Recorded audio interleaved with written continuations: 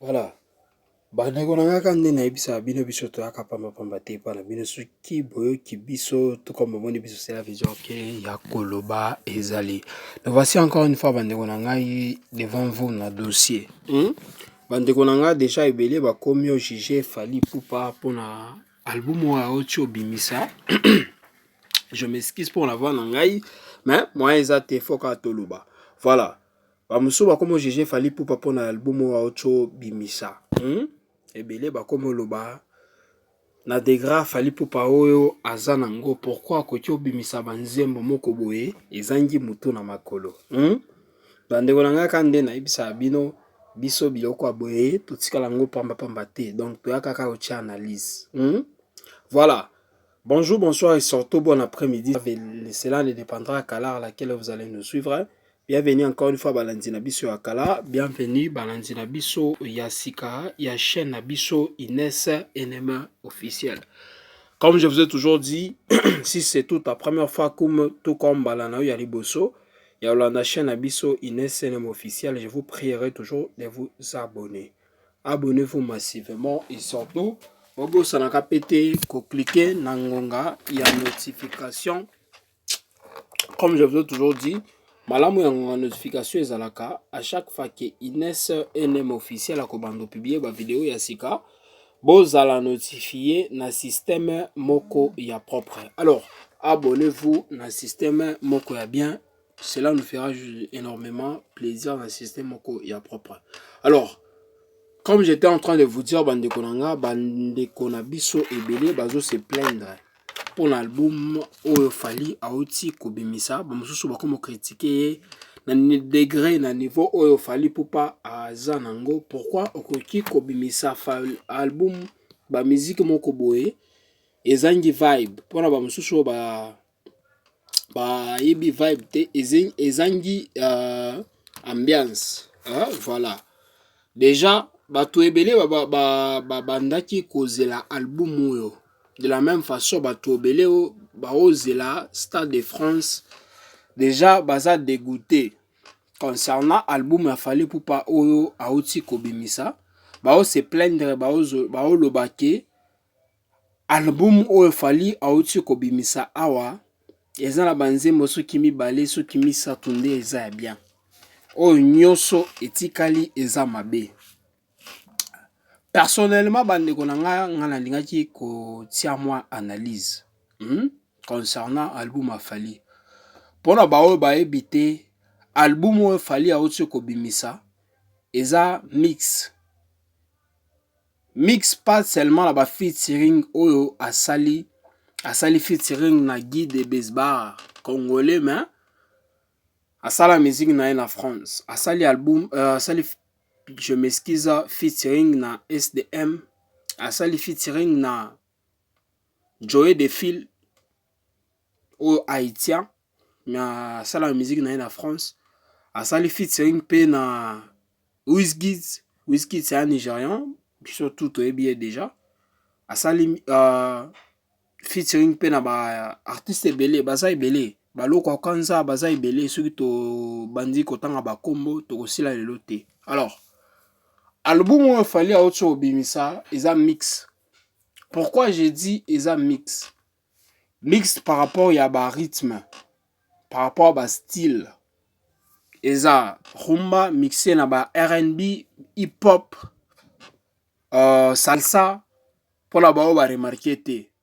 Donc album où est bimi malaliboso ya XX et ça XX na XX Delirium.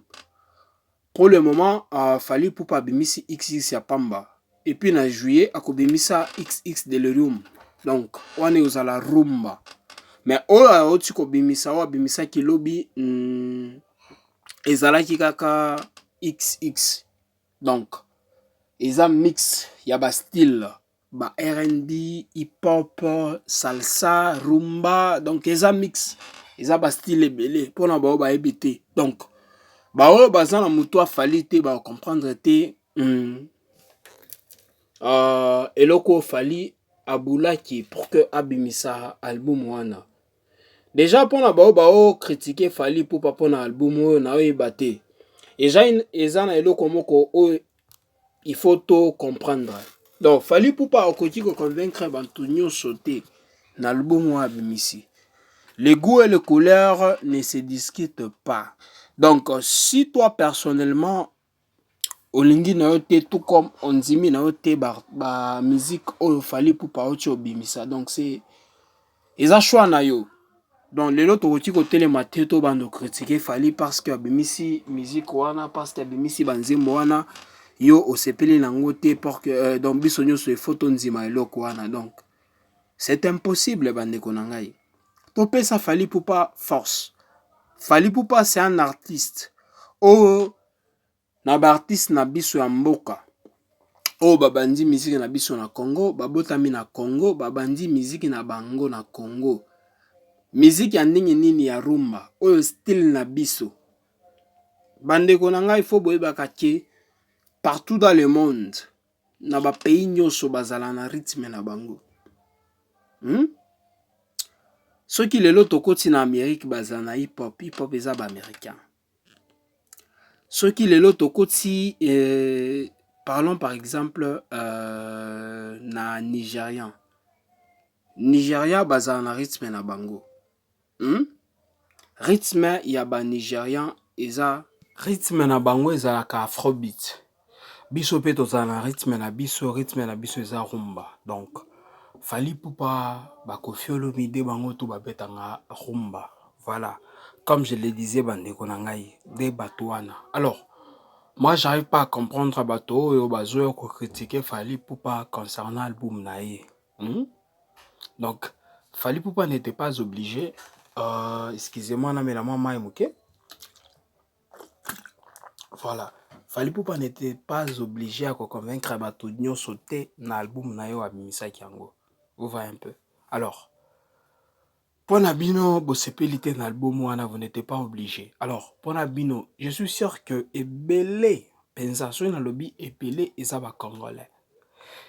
Ce qui bongoyo ki featuring ya Fally Ipupa na Wizkid. Ce qui bomoni ndenge ba Nigeria ba réagir na featuring wana bosepela bokundima te. Voilà, il fallait na utiliser des kundima. Bokundima te parce que ba Nigeria ebele ba sepeli na featuring wana nde bato wana bino tout boyebi ke soki nzembo bimi lelo TikTok ne ekomi plateforme liboso ya komatiza nzembo. Soki bokoti na TikTok penza bato ebele o basali ba challenge na nzembo wana eza ba Nigérians. Pourquoi? Les Nigérians savent au moins comment est-ce que ko pull up. Celui qui le ko pull up, ko paie sa force, l'artiste na bango. Vous voyez un peu. Alors, ba Congolais, ba lingaka eloko wana, il faut ekota penza kaka na se ya mai. Celui qui le na se na mai, donc, esepelisa bango à 100% pour que ba kende kuna ba sala bacha. Ba Congolais baza ba boudeur. Je sais pas si qui bon remarquez déjà na eloko. Et bien là, ba Congolais, bazala la bango, ba boudeur. Vous voyez un peu. Ba Nigeria et belé ba sali ba challenge na nzembo wana boko nzima te. Soki bozo nzima nga te bokende na TikTok.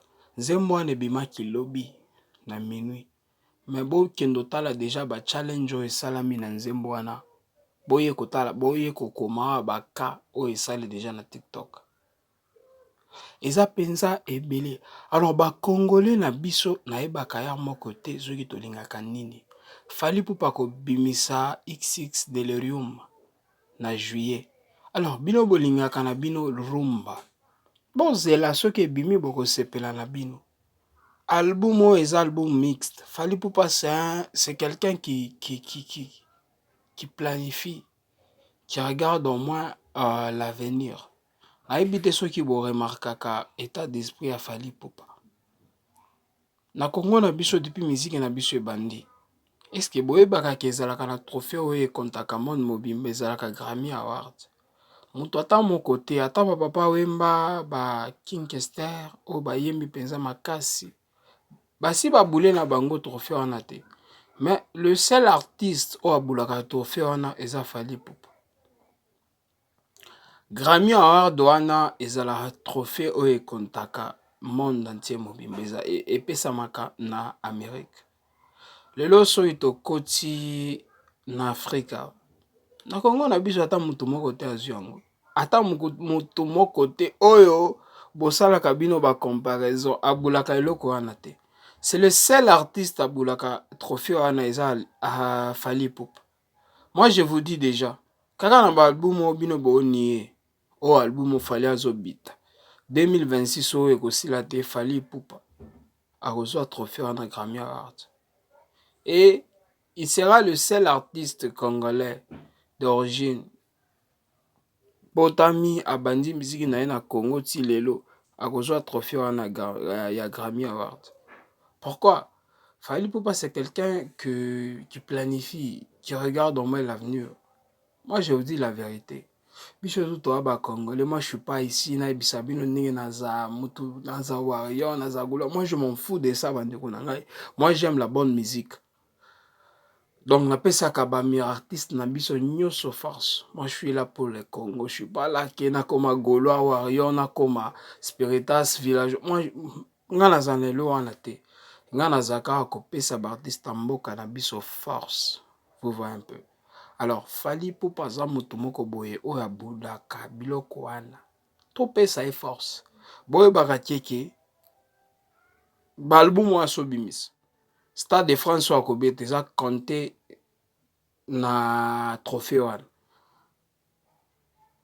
Topesa ye force azwa mwa trophée wana longola biso soni. Kuna na ba Nigérian, ba artiste ebele bazwi déjà. So na lobi ba artiste ebele bazwi yango déjà eza ba Tems bazwi yango. Ba Afrique du Sud eza na ba Tyla bazwi déjà ba trophée wana. Alors, topesa biso pe ba Fally na biso wana ba Kofi na biso wana ba Ferregola na biso wana force. Balongola mwa soni ya miziki na biso. Congolais alobaka nde ebele, Congolais alukaka nde matière. Album Fally Ipupa wa azoluka nde matière ye pe aloba biloko wa aza posa oloba.